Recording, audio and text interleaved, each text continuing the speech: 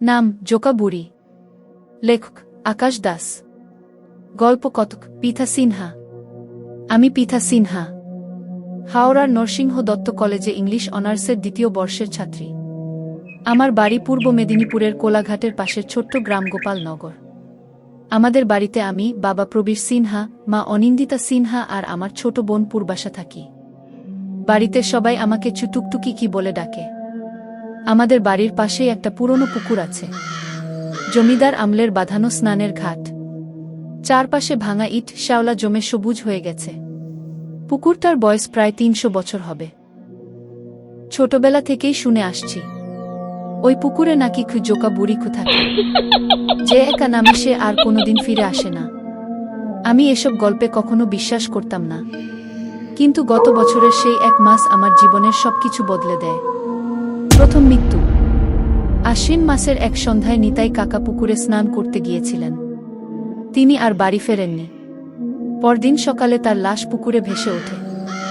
সবাই বলল পা পিছলে পড়ে গিয়ে ডুবে গেছে, কিন্তু আমি যখন ওনাকে দেখলাম, বুকটা কেঁপে উঠেছিল। তার মুখে একটা ভয়ঙ্কর আতঙ্কের ছাপ, আর গলায় যেন কারো আঙুলের চাপের দাগ। গ্রামে তখন থেকেই ফিসফাস শুরু, জোকা বুড়ি আবার জেগেছে কি। দ্বিতীয় মৃত্যু। ঠিক 10 দিনের মাথায় আরেকটা ঘটনা। রবিন্দা রাতে মাছ ধরতে গিয়েছিল। ভোরে লোকজন দেখল ওর নিথর দেহটা পুকুরের মাঝখানে ভাসছে। এইবার আর কেউ এটাকে সাধারণ দুর্ঘটনা বলে মেনে নিতে পারল না। রাতে অনেকেই বলল পুকুরের দিক থেকে কাদার আওয়াজ আসে। কেউ কেউ নাকি দেখেছে জলের নিচে একটা সাদা ছায়া নড়ছে। আমি তখনও নিজেকে বুঝিয়েছিলাম এসব কাকতালীয়, কিন্তু ভিতরে ভিতরে ভয়টা ধীরে ধীরে জায়গা করে। তৃতীয় ঘটনা। শিল্পা। শিল্পা আমার সবচেয়ে কাছের বন্ধু। সেদিন বিকেলে ও আমার বাড়িতে এসেছিল। গল্প করতে করতে কখন যে সন্ধ্যা নেমে গেছে বুঝতেই পারিনি। হঠাৎ শিল্পা বলল, চলো না পুকুর ঘাটে একটু বসে আসি। আমি সঙ্গে সঙ্গে না করেছিলাম, এখন যাওয়া ঠিক হবে না কি, কিন্তু শিল্পা হেসে বলল, ভয় পাচ্ছিস নাকি? আমি লজ্জায় আর না বলতে পারলাম না। সেই রাত পুকুরের কাছে পৌঁছাতেই কেমন যেন ঠান্ডা হাওয়া লাগল। চারপাশ অদ্ভুত নিস্তব্ধ, যেন সব শব্দ হঠাৎ থেমে গেছে। আমরা ঘাটে বসেছিলাম।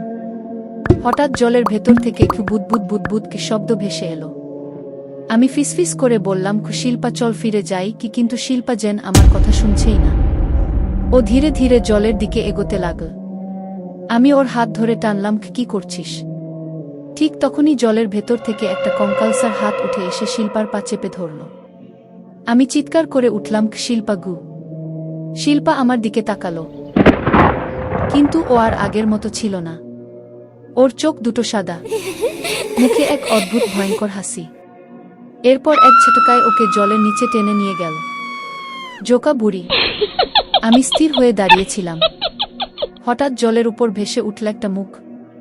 একটা বৃদ্ধা, লম্বা জট পাকানো চুল, লাল জল জলে চোখ, মুখ ভর্তি পচা দাঁত। সে আমার দিকে তাকিয়ে হাসল, তারপর ফিস ফিস করে বলল, আর একজন বাকি। আমি আর কিছু না ভেবে দৌড়ে বাড়ি ফিরে এসেছিলাম। পরদিন সকালে শিল্পার দেহটা পুকুরে ভেসে ওঠে। ঠিক আগের দুজনের মতোই, গলায় অদ্ভুত দাগ, মুখে জমাট ভয়। সেদিন থেকে পুকুরটা একেবারে পরিত্যক্ত হয়ে যায়। কিন্তু গল্পটা সেখানেই শেষ নয়। তারপর থেকে প্রায় প্রতি রাতেই আমি একটা জিনিস শুনতে পাই। রাত যত গভীর হয় ততই স্পষ্ট হয়ে ওঠে সেই শব্দ, টুকটুকি। প্রথম দিন ভেবেছিলাম স্বপ্ন দেখছি, কিন্তু না। এক রাতে জানলার বাইরে থেকে স্পষ্ট শুনলাম, টুকটুকি আমার সাথে খেলবি না? আমার শরীর ঠান্ডা হয়ে গেল। আমি চুপ করে রইলাম। আবার সেই গলা, তুই আয়, আমি শিল্পা, তোর সাথে খেলতে এসেছি। আমার বুক ধরফর করতে লাগল। ধীরে ধীরে জানলার দিকে তাকালাম। অন্ধকারের মধ্যে দাঁড়িয়ে আছে একটা ভেজা অবয়ব। চুল থেকে জল পড়ছে, মাথা নিচু। তারপর সে মুখ তুলল শিল্পা, কিন্তু ওর চোখ ফাঁকা। ঠোঁটে সেই অস্বাভাবিক হাসি। আর ঠিক তার পিছনে জলের মতো অন্ধকার থেকে ধীরে ধীরে উঠে এলো জোকা বুড়ি। শিল্পা হাত বাড়িয়ে বলল, কি রে, আসবি না? জানলার নিচে কাদামাটিতে পায়ের ছাপ ছিল, দুটো নয়, 4টা। আজও রাতে মাঝে মাঝে সেই ডাক ভেসে আসে। টুকটুকি খেলবি না? তাই বলছি, রাতে যদি কেউ তোমার নাম ধরে ডাকে কখনো সাড়া দিও না। বন্ধুরা, আমার গল্পগুলো যদি তোমাদের ভালো লাগে তাহলে আমার এই চ্যানেলটিকে তোমরা সাবস্ক্রাইব করে নিও আর লাইক ও কমেন্টস করতে ভুলো না। আমি তোমাদের জন্য আরও নতুন নতুন হাড় হিম করা ভৌতিক গল্পের পসরা নিয়ে হাজির হব, যেগুলো একা শুনলে ভয় পাবে তুমিও।